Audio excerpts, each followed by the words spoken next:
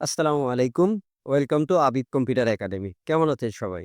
আশা করি সবাই ভালো আছেন। আজ থেকেই শুরু করছি Adobe Photoshop কোল কোর্স, যেটা আপনারা পেয়ে যাবেন সম্পূর্ণ ফ্রিতেই। যারা নতুন আছেন সম্পূর্ণ ফ্রিতেই এই কোর্স। পুরো কোর্স জুড়ে আমি আতাউল হক মামুন আছি আপনাদের সাথে। প্রথম ক্লাস থেকে শুরু করে একবারে টোটাল শেষ পর্যন্ত আপনারা থাকবেন আশা করি। ফটোশপে আপনারা একজন দক্ষ অপারেটর হয়ে যাবেন ইনশাআল্লাহ। যারা এখনো আমাদের চ্যানেলটি সাবস্ক্রাইব করেননি, প্লিজ চ্যানেলটি সাবস্ক্রাইব করে বেল বাটনটি বাজিয়ে দিবেন। আজকের ভিডিওতে আমরা দেখব ইন্টারফেস, ফটোশপের ইন্টারফেস পরিচিতি, মানে ইন্টারফেস নিয়ে আমরা আলোচনা করব। ফটোশপের টুলস বার, মেনু বার এই সম্পর্কে নিয়ে আমরা আলোচনা করব। তো প্রথমে আমরা যেটা করব, তো আমরা যখন ফটোশপটা ওপেন করি, ওপেন করার পরে আমরা এই যে হোম আছে এখানে এখানে দেখেন ক্রিয়েট নাও। আমরা যখন কোনো একটা পেজ, ডকুমেন্ট ওপেন করব কিংবা ছবি ওপেন করব, ওপেন করার ক্ষেত্রে ক্রিয়েট নাও এখানে যদি আমরা ক্লিক করি, এখান থেকে সিলেক্ট করে আমরা যদি ক্রিয়েট অপশনে ক্লিক করি তাহলে কিন্তু হোম পেজ চলে আসবে। আবার আমরা যদি এই উপরে দেখেন এখানে যে পিএস লেখা আছে, এই পিএস এ যদি আমরা ক্লিক করি তাহলে দেখেন ফটোশপের হোম পেজে কিন্তু আমরা চলে আসতে পারছি।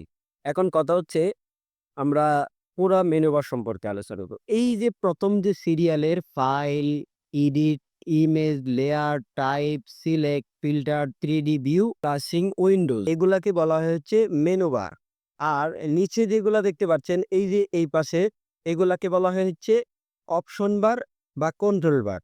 বাম পাশে এই যে এখানে দেখেন, এখানে যতগুলো আমরা অপশন দেখতে পাই এগুলো হচ্ছে টুলস। আমরা যদি প্রত্যেকটা টুলসে একটা করে টুলসে ক্লিক করি তাহলে উপরে দেখতে পারবেন যে অপশন বার শো করতে। আমরা যখন কাজ করতে যাব তখন কিন্তু আমাদের এগুলা দরকার পড়বে। এখন আমরা যদি ডান পাশে আসি, ডান পাশে আসার পরে আমরা দেখতে পাই এই যে এগুলাকে বলা হচ্ছে প্যানেল। আমরা যখন ছবি কিংবা ডকুমেন্ট এডিট করব, যখন আমরা কাজ করব তখন কিন্তু এই সমস্ত সবগুলাই কিন্তু শো করবে, তখন এগুলো আমাদের দরকার পড়বে। এখন কথা হচ্ছে যে আমরা এই ফাইল, এডিট, ইমেজ, লেয়ার সবগুলাই আমরা প্রতিটা ক্লাসে আলোচনা করব, যাতে আমরা একটা একটা করে পর্ব আকারে পার্ট বাই পার্ট শেষ করতে পারি। এখন এই পাশে দেখেন, যদি এইগুলা যদি ক্লোজ হয়ে যায়, ধরেন এগুলা যদি মনে করেন যে ক্লোজ হয়ে যায়, কোনো কারণবশত যদি আমরা মনে করেন যে কাজ করার সময় এগুলা ক্লোজ হয়ে গেছে, যদি আমরা ডিলিট করে দেই, ডিলিট করে দেওয়ার পরে এগুলো আমরা কিভাবে ফিরিয়ে আনবো?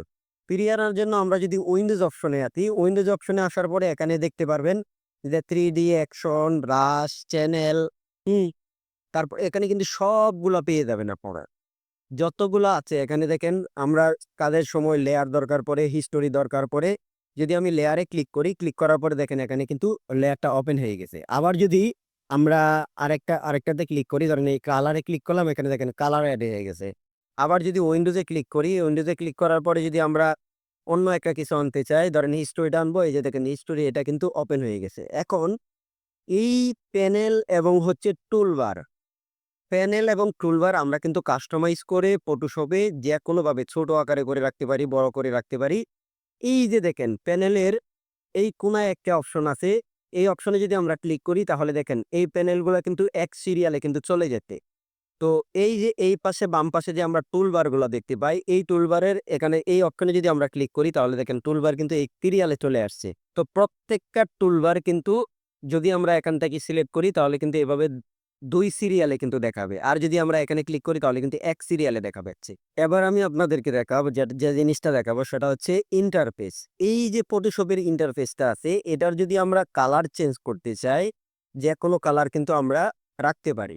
কালার চেঞ্জ করার জন্য আমাদের প্রথমে যেটা করতে হবে সেটা হচ্ছে এডিট অপশনে আসবো। এডিট অপশনে আসার পরে এখানে দেখেন পারফরম্যান্স, এই পারফরম্যান্সে ক্লিক করার পরে ইন্টারফেস, এই ইন্টারফেসে আমরা একটা ক্লিক করব। ক্লিক করার পরে এখানে দেখেন কয়েকটা কালারের ৪ টা কালার আছে। যদি আমি হোয়াইটে ক্লিক করি তাহলে দেখেন এটা কিন্তু হোয়াইট হয়ে গেছে। যদি আমি এই বাম পাশেটা ক্লিক করি, এটা কিন্তু ব্ল্যাক অ্যান্ড হোয়াইটের মধ্যে আছে। আর যদি সরাসরি ব্ল্যাক রাখতে চাই, এখানে ক্লিক করলে টোটাল কিন্তু আমার ইন্টারফেসটা কিন্তু ব্ল্যাক দেখাবে। তো এভাবে কিন্তু আমরা ইন্টারফেসের কালারটা চেঞ্জ করতে পারি। আমরা কাজের সুবিধার্থে যে কালারটা আমাদের দরকার পড়ে সেই কালারটাই আমরা ইউজ করতে পারি। তো এভাবেই টোটালি ধারাবাহিকভাবে আমরা ১ম class, 2nd class, 3rd class এভাবে প্রত্যেকদিন ধারাবাহিকভাবে ক্লাস দেব আপনাদেরকে। যারা নতুন আছেন একেবারে তাদের জন্য ইজিলি যাতে আপনারা সেটা শিখতে পারেন। আজকের ক্লাসটি এখানেই শেষ করছি। দেখা হচ্ছে পরবর্তী ক্লাসে। সবাই ভালো থাকবেন, সুস্থ থাকবেন। আসসালামু আলাইকুম ওয়া রাহমাতুল্লাহি ওয়া বারাকাতুহু।